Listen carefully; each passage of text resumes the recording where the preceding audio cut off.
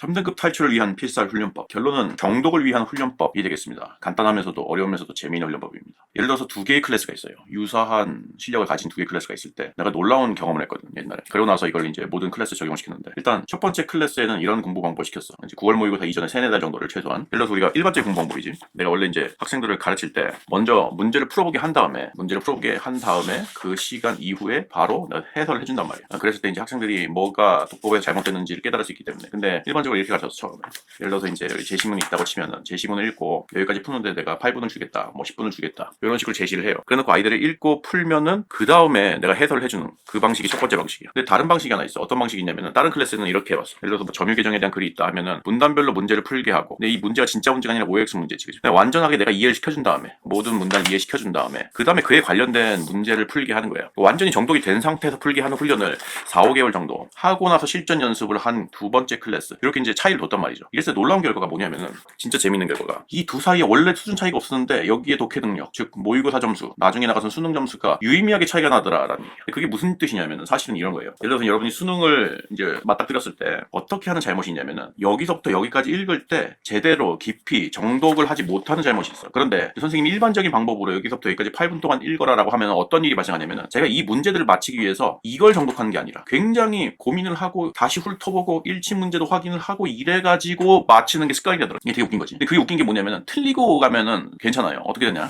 첫 번째 지문에서 내가 뭐 이렇게 읽었어요. 근데 내가 어떤 문제를 틀렸단 말이야. 그러면 내가 진짜 정독을 잘못했구나라는 느낌 때문에 다음 때 가서 좀 더 나아져. 또 틀리면 또 나아지고, 또 틀리면 또 나아지고, 이런 현상이 반복이 되는데, 이런 과정이 반복되어서 실력이 늘어야 되는데, 근데 만약 8분 안에 하라 그러면 대부분 어떻게 하냐면은 정독으로 풀 생각을 안 하고, 시간 선생님 조금 더 주세요, 2분만 더 주세요, 2분만 더 주세요, 아니 8분 안에 막 야매로 해서 결국은 맞춰버린단 말이에요. 전체 문제를 맞춰버리는 게 크게 문제가 돼. 하나가 틀리거나 막. 그러니까 자기가 웬만큼 독해가 됐다고 생각하고 그 독해 방법을 계속 밀고 나가는 거예요. 그런데 두 번째 클래스처럼 완전히 독해가 된 상태에서 문제풀이 연습을 진행을 시켰을 경우에는, 이 학생들은 내가 완전히 지문을 이해한 다음에는 문제가 굉장히 쉽게 풀리는구나를 이해를 해. 첫 번째, 완전히 정독됐을 때 문제가 풀리는구나. 그 다음에 두 번째는 내가 완전히 정독이 돼서 이해된 것하고 이해되지 않은 것하고 어떻게 느낌이 다른지가 감으로 오는 거야. 이게 어떤 거랑 비슷하냐면은, 예를 들어서 이게 약간 뚱뚱한 사람들 있잖아, 비만인 사람들. 나도 이제 그 비만인 사람들에 속하는데, 비만인 사람들의 특징이 뭐냐면, 음식을 대할 때 배가 고프지 않은데도 배가 고프다고 착각을 해. 근데 음식을 탐하지 않는 사람들, 날씬한 사람들의 특징은 배가 고플 때만 밥을 먹어. 진짜로 배가 자기 고프다는 걸 확실히 알아. 독해를 잘하는 사람도 마찬가지야. 내가 이해를 제대로 했다, 이 느낌이면 이해가 됐다라는 느낌을 확실히 알아. 그리고 이 느낌이면 이해가 안 됐다는 느낌을 확실히 알고, 내가 이해된 느낌을 갖추기 위해서 노력을 해야겠다, 이렇게 그쪽을 추구를 한단 말이야. 그런데 첫 번째 클래스처럼 이렇게 시켰을 경우에는 이 느낌을 채 가져가기도 전에 문제를 맞춰버리고 얼렁뚱땅 맞춰버리고 대충 풀고 넘어가는, 그리고 대충 제시문을 읽어가는 이런 습관이 형성된단 말이지. 그래서 초반에 우리 노베이스 학생들, 아니면 뭐 3등급에서 탈출을 해야 되는 학생들일 경우에, 정독 능력, 독해 능력을 키워야 되는 경우에 일반적으로 알고 있는 풀이법과는 조금 다른 방식을 사용해야 된다. 어떻게 해야 될까? 선생님이 강의를 안 듣는 학생들의 경우에는, 내가 옛날에 그랬어요. 내가 옛날에 원래 우리 학교에서 인문계 공부 제일 잘했거든. 근데 고3 때 가니까 어처구니가 없는 거야. 그리고 중학교 때부터 국어 학자 되는 게 꿈이었어. 어릴 때 책 많이 읽고 3등급이 나오더라고, 3월달에. 그래서 충격을 받고 공부를 열심히 해서 4월달에는 1등급이 나왔고, 그 다음 때는 1등급 컷이 계속 나왔어요. 그 다음 재수할 때 100분이 100이 나왔는데 그건 이제 다른 문제고, 어쨌든 1등급이 나올 때 이런 훈련법을 썼어. 그때도 느꼈어, 본질적으로. 내가 얘를 한번 읽을 때 굉장히 정독을 하거나 굉장히 이해를 하거나 굉장히 암기가 잘 될 정도로 각인을 시키지를 못한다는 걸 알았어. 그래서 그걸 나한테 훈련시킨 거야. 어떻게 되냐, 한번 제대로 정독을 해, 그다음 문제를 풀어. 근데 어떻게 되냐면은, 다시 한번 돌아오고 싶잖아. 다시 한번 돌아오고 싶을 때 안 들어가고 그냥 하나를 찍어. 왠지 답일 것 같은 거. 기억 같은 건 한 번쯤 찾아봐야 되지, 그치? 그것만 찾아. 기억, 니은 이런 거나 어떤 핵심 이런 걸 제시했을 때 그것만 잡고, 나머지 경우에는 그냥 문제를 해요. 그럼 어떻게 되냐면, 어떤 문제는 맞고 어떤 문제는 틀리고, 일부러 틀려주는 거예요, 어떻게 보면. 이렇게 되면 사람이 자연히 자극을 받고 두 번째 제시문에서